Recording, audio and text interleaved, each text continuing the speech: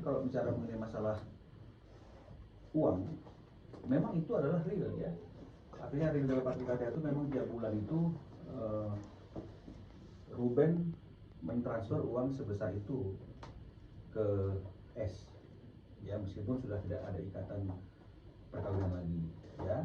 Kalau misalnya kemudian dikatakan itu kan karena kamu mau mentransfernya, betul, tapi kan itu wujud dan bukti bahwa Ruben itu orangnya tidak ribet, ya, dan dia tidak mempermasalahkan, ya, terkait dengan masalah biaya-biaya yang kemudian ditagihkan atau dibebankan kepada dia, ya, sepanjang apa yang menjadi hak-hak Ruben juga harus diperhatikan.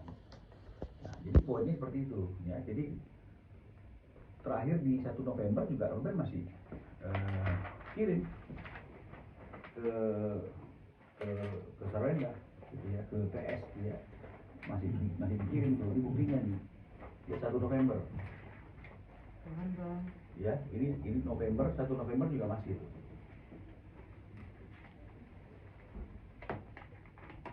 Ya. Nilainya 188.700.000. Ya. Jadi artinya Ruben masih memiliki etikat baik, masih memiliki tanggung jawab untuk segala kebutuhan. Ya. Meskipun mereka sudah tidak terikat lagi dalam ikatan perkawinan. Kalau dikatakan itu untuk anak, gitu misalnya, kita tahu lah, ya, kita nggak usah retorika, kita pasti tahu, ya, kita juga punya anak, ya, kebutuhan anak umur 4 tahun dan yang masih masih kecil seperti mereka itu berapa sih kebutuhannya, ya, berapa kebutuhan pemeliharaan anak, pendidikan itu kita tahu, kita bisa kalkulasi gitu. Karena kalau kita bicara mengenai masalah apa yang menjadi tanggung jawab dan kewajiban Ruben, kalau dibilang sudah ada kesepakatan, ya, maka kami bisa jelaskan, gitu, ya. Jadi pada waktu sebelum terjadi gugatan itu kan memang mereka itu berkomunikasi dan mau semuanya dituangkan dalam akta notaris kalau memang nanti terjadi perceraian, kalau memang sudah mulai ada tanda-tanda ke arah sana. Nah, coba tanya tuh, notarisnya siapa yang pilih? Kita atau mereka? Draft yang dituliskan dalam perjanjian di notaris ini yang buat siapa? Betul, kita koreksi. Tapi artinya kan kalau kita bicara mengenai masalah niat, itu kan sudah tahu dari mana datangnya niat itu. Ya, kita harus jelaskan. Nah, sekarang kita bicara mengenai masalah itu memang kebutuhan anak. Oke, ya.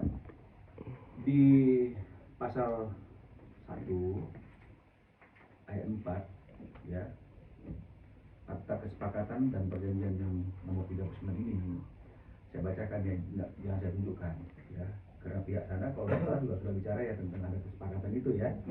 Jadi tidak ada salahnya saya bacakan isinya, wujudnya ada di sini, ya. Begini kata-katanya: biaya pemeliharaan dan pendidikan anak sampai dengan jenjang pendidikan tinggi atau kuliah menjadi tanggung jawab pihak pertama. Kita garis bawahi, biaya pemeliharaan dan pendidikan anak. Nah, kalau kita mau tahu apa sih biaya pemeliharaan anak, takut nanti kemudian kita menerjemahkannya dengan bahasa yang berbeda. Kita bisa cari tuh di Google, di ChatGPT, sehingga akhirnya terjadi suatu definisi yang bersifat general. Apa itu pemeliharaan itu? Ya, kita akan dapat bahwa pemeliharaan itu tidak lebih dari makanan, pakaian, tempat tinggal, sandang, pangan, kan gitu kira-kira, itu pemeliharaan. Pendidikan itu tuh uang sekolah atau segala sesuatu yang berkaitan dengan pendidikan. Nah, sekarang saya tanya, kalau misalnya kemudian ada seperti ini biaya-biaya tiket pesawat ke Malaysia, gitu misalnya, ya, terus kemudian tol bensin, kemudian ada kebersihan plastik sampah, ada uang listrik dibagi 2, nilainya 12,9, ada kartu kredit yang sudah dibagi 2, sehingga akhirnya yang dibebankan kepada Ruben juta gitu misalnya. Ya, dan ketika Ruben minta breakdownnya nggak dikasih, tapi Ruben berpikir ya udahlah nggak apa-apa, kan nggak dipersoalkan, buktinya sampai November juga masih diserahkan. Tapi kalau dibilang itu tanggung jawab pemeliharaan anak, aduh, kita semua punya anak lah rata-rata itu ya, kita bisa hitung berapa sih biaya kebutuhan seorang anak yang masih kecil untuk makan, pangan dan semuanya termasuk pendidikannya, ya. Jadi kita janganlah berretorika di hal-hal yang seperti itu, ya. Kalau mengenai masalah misalnya ini reimburse segala macam ya, yang bilang nggak punya uang siapa? Tak ada, kita nggak pernah bilang dia nggak punya uang. Kita hanya menyampaikan bahwa setiap tanggal 1 dari mulai September, ya setelah terjadi perceraian sampai kemarin itu kita masih per tanggal 1 dan nggak pernah terlambat itu untuk WA-nya gitu, ya. Nih November belum bayar. Ya, karena dibilang November belum bayar, ya kita bayarin. Bukti transfernya ada. Bayarin. Gitu. Ini bukan omong-omong. Nah, kita tidak mempersoalkan juga masalah hal ini. Yang kita mau garis bawahi highlight itu adalah klaim kami itu tidak pernah ribet untuk hal-hal yang seperti ini.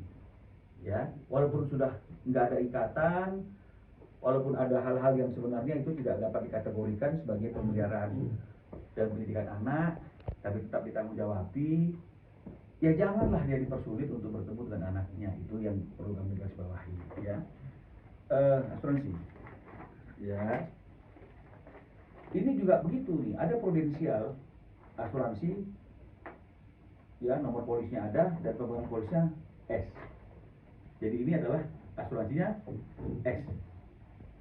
Dari mulai terjadi perceraian, ya, sampai kemarin bulan Mei itu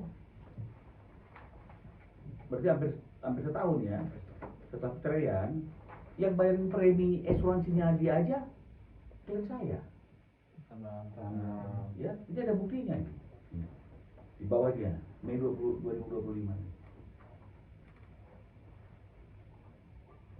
Nah, ini kita tunjukkan bukan ingin memojokkan, bukan ingin mendiskreditkan S, tapi yang ingin kami sampaikan adalah Ruben nggak mau ribet mengenai masalah lain seperti itu. Hubungan silaturahmi itu tetap dijaga, ya. Biaya-biaya kalau diminta dibayarkan, ya. Walaupun bolak-balik perinciannya mana nggak dikasih-kasih, Ruben nggak ada masalah. Sepakat dia, kok benar sepakat. Bahkan asuransinya atas nama S pun dibayar, nggak ada masalah. Tapi janganlah, artinya itu haknya dia untuk bertemu anaknya itu dibatas-batasi atau kemudian dengan berbagai macam alasan tidak ada waktu yang harusnya kalau menurut perjanjian ini, ya saya bacakan ini, ya.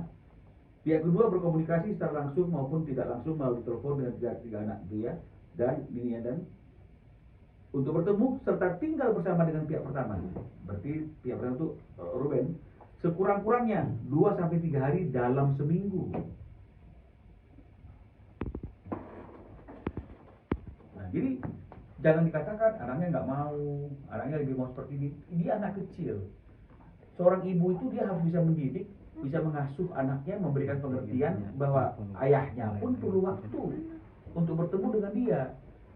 Karena kalau misalnya kemudian kita bilang dia sudah besar, loh, kalau kita bicara mengenai masalah besar, maka kita harus melihat definisi besar atau dewasa itu menurut undang-undang 18 tahun.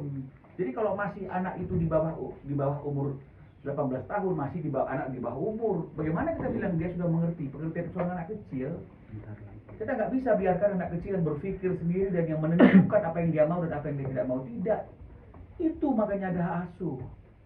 Karena anak yang masih di bawah umur itu dia harus diasuh, dididik dan dibimbing oleh orang tuanya.